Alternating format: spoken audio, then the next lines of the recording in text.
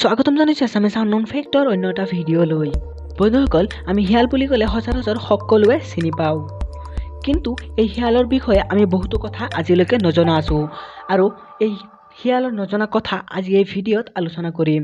শিয়ালক বুদ্ধিমান শ্ৰেণীৰ প্ৰাণী বুলি কোৱা হয় আৰু ইয়াৰ গঠন আকৃতি প্ৰায় কুকুৰৰ দৰেই। জীৱ শ্ৰেণীত বহুতো শ্ৰেণীৰ শিয়াল দেখিবলৈ পোৱা যায়, যিবোৰৰ ৰং, আকাৰ, গঠন ইত্যাদিৰ ওপৰত ভিত্তি কৰি ভিন্নতাৰ ভাগ কৰা হয়। আজি আমি শিয়ালৰ বিষয়ে কিছু নজনা কথা আলোচনা কৰিম। শিয়াল বহুত বুদ্ধিমান চিকাৰী। ই দিনৰ তুলনাত ৰাতিহে বেছি চিকাৰ কৰে, কিয়নো ই ৰাতি চকুৰে বেছি মনিব পাৰে। শিয়ালে মুৰ্গী, শহাপহু, মাছ আদি প্ৰধান চিকাৰ হিচাপে চিকাৰ কৰে। ইয়াৰ দৈৰ্ঘ্য প্ৰায় 40 চেণ্টিমিটাৰৰ পৰা 84 চেণ্টিমিটাৰলৈকে হোৱা দেখা যায়। শিয়ালে বহুত বেছি স্পীডত দৌৰিব পাৰে, প্ৰতি ঘণ্টাত প্ৰায় 35ৰ পৰা 40 কিলোমিটাৰ দৌৰিব পাৰে। শিয়ালৰ শুনা শক্তি বহুত বেছি। ই 1 কিলোমিটাৰ দূৰত গছৰ শুকান পাত সৰি পৰাৰ শব্দও শুনা পায়। শিয়ালে ফেব্ৰুৱাৰীৰ পৰা মাৰ্চ মাহৰ ভিতৰত 3ৰ পৰা 4টালৈকে পোৱালি জন্ম দিয়ে। অন্য জীৱ-জন্তুৰ পোৱালিৰ দৰে শিয়ালৰ পোৱালি জন্ম হোৱাৰ লগে লগে চকুৰে দেখা নাপায়। প্ৰায় 2ৰ পৰা 3 মাহ পিছত শিয়ালৰ পোৱালিয়ে চকুৰে মনিব পৰা হয়। শিয়ালবোৰ 10ৰ পৰা 12 বছৰলৈকে জীয়াই থাকে।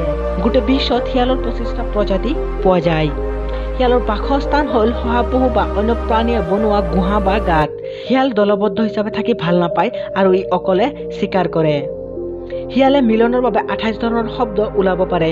শিয়ালে য'ত যায় আৰু তাতে পেচাব কৰি থৈ আহে, কাৰণ সেই পেচাবৰ গোন্ধত পুনৰাই সেই ঠাই চিনাক্ত কৰিব পাৰে। আপুনি জানেনে, শিয়াল মাটিৰ বাদে গছৰ ওপৰতো চিকাৰ কৰে, কাৰণ ই গছৰ ওপৰত উঠাত বহুত পাৰ্গত। বিশ্বৰ আটাইতকৈ ডাঙৰ শিয়াল প্ৰজাতিটো হ'ল ৰেড ফক্স আৰু সৰু প্ৰজাতিটো হ'ল ফেনিক। বন্ধুসকল, ইয়াৰ অন্যতম এটা গুৰুত্বপূৰ্ণ তথ্য হৈছে, যদি এযোৰ শিয়ালৰ পৰা মতা শিয়ালটো মৰি যায়, তেনেহ'লে মাইকী শিয়ালে তাৰ সংগী বিচাৰি উলিয়ায়, কিন্তু মতা শিয়ালে ইয়াৰ সংগী নিবিচাৰে। জীয়াই থকালৈকে ই সংগীহীন হৈয়ে জীয়াই থাকে।